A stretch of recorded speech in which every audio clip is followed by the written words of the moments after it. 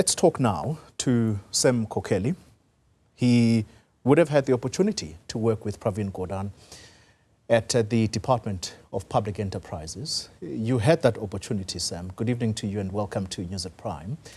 You had that opportunity to work with the former minister. Talk to us about Pravin Gordhan, the man. You wrote about him and you say he was a charmer, at times brutal, but most importantly, he was a complex man. Yeah, Mr. Gordhan, Uncle PG, as I used to call him, is a very complex man, more complex than some of the speakers I tend to make out to be. And people are spending a whole lot of energy trying to paint a picture of a saint, yet his image is contested. And I think as a public face, a public leader, as an institution, it should be critiqued. Because when you look at the heroics that he's achieved great things, really. As a freedom fighter first, and then coming on to the negotiations, the establishment of the South African Constitution, and the work is done at SARS. It's all out there, and it's really in its glory. But there are issues around his tenure in finance, the first term, the second term, cooperative governance. Nobody talks about it because it was uneventful, his work around cooperative governance. Maybe there are reasons for it. Can I pick your brains around National Treasury? Because I think that is where he somehow transitions to after SARS. Yeah. Because that's where he sort of serves for a longish time, a longish period. Yeah. Because you reflect on that it was a period of low growth, but at the same time, public debt started rising, and it was under his watch. And you say that there has to be some criticism around that. Look, public debt was around 26% when Pravin Gordhan came into power. The rand was, what, 7.80 to the dollar? And then when you look at public debt, I mean, that number is now sitting around 75% of GDP. There'd be no growth, and you could make an argument that because there was no growth, therefore the debt looks very high. It's after the global financial crisis, governments across the world were spending debt, money they never had, to kick up their economies. In South Africa, we could critique that and say, okay, what did we achieve with all of that? Also, the money, it went to a lot of the SOEs without conditions. When you look at what Gordhan is doing now, he's talking about tough love. He gives money to the SOEs with some conditions. He's reviving SAA that has received $50 billion, 50 billion rands at some stage from the Treasury that he was part of. So his work in that department, Treasury, has to be critiqued. DPE was a total disaster his time around there. Strong leadership failure, lots of examples around that. We see it at ESCOM, Transnet. But he's really, so he's a man of two stories, really. The contradictions are out there. There's no need that would paint him as a saint. Before we talk about what you think his lasting legacy is going to be, I've already intimated that it is the fight against corruption in the state. But let's talk about the disastrous period that you say DPE was. I'm not so sure about the cooperative governance, because that's where he was in charge of municipalities. Do you think that he perhaps stayed too long, and these perhaps are the consequences of overstaying in these public institutions? Is there a time perhaps for public figures to pull back so that your legacy remains almost untainted? You'd have a very tough time talking to him about a legacy, let's say 5 years ago. When I used to say to him in private and say, Minister, you're the same age as my mother.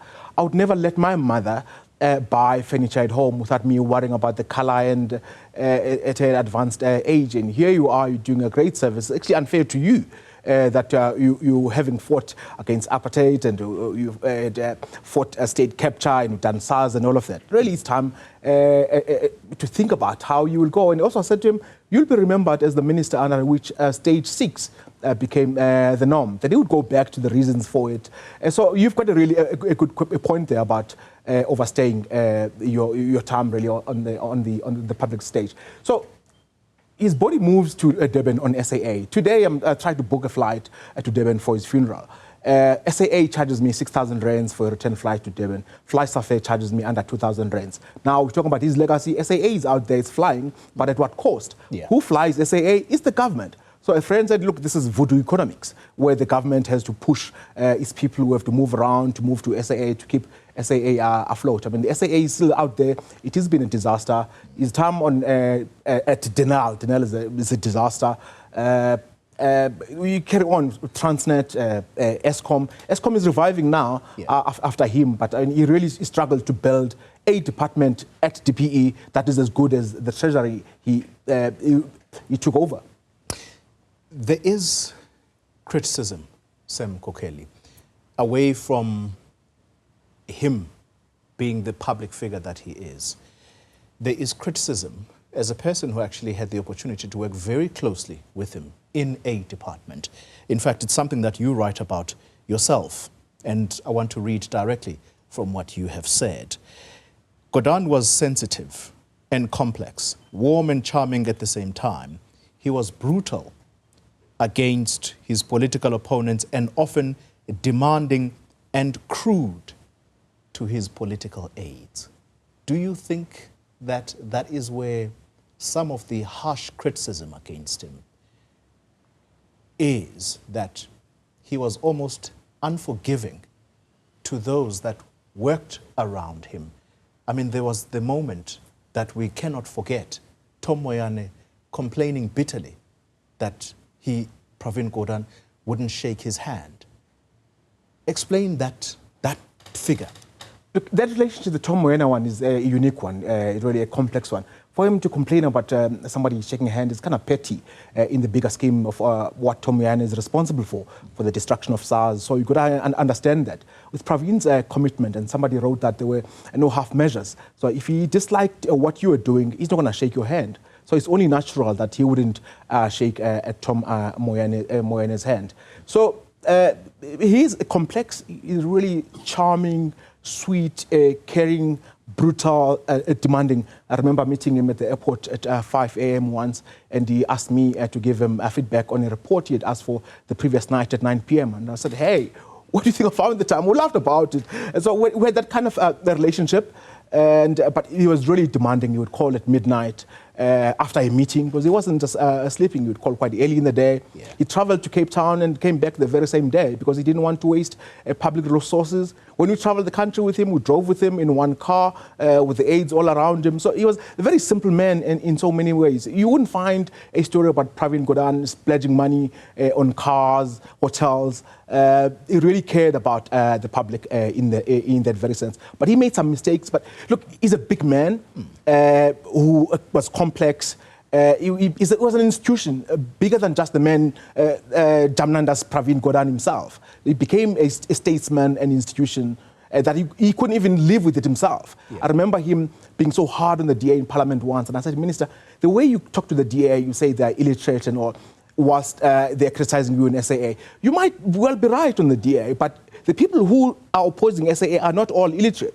So you shouldn't talk to the public like that. Say, look, these are my opponents, I'm going to have to take them on. It's okay, but the minister I'm looking at is a statesman, is an institution. Yeah. It's bigger than just who you are.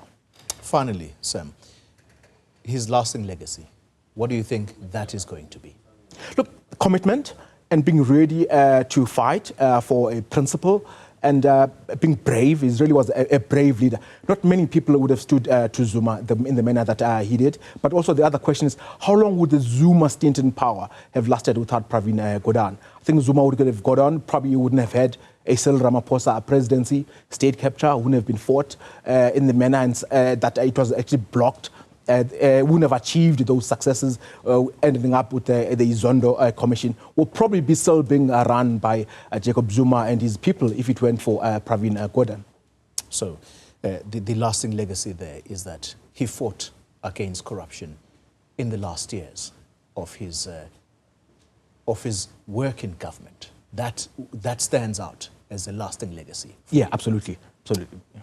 Sam Mkokeli, thank you very much for your time. A seasoned journalist and columnist. You'll find his articles every Sunday on the Sunday Times, the business page there.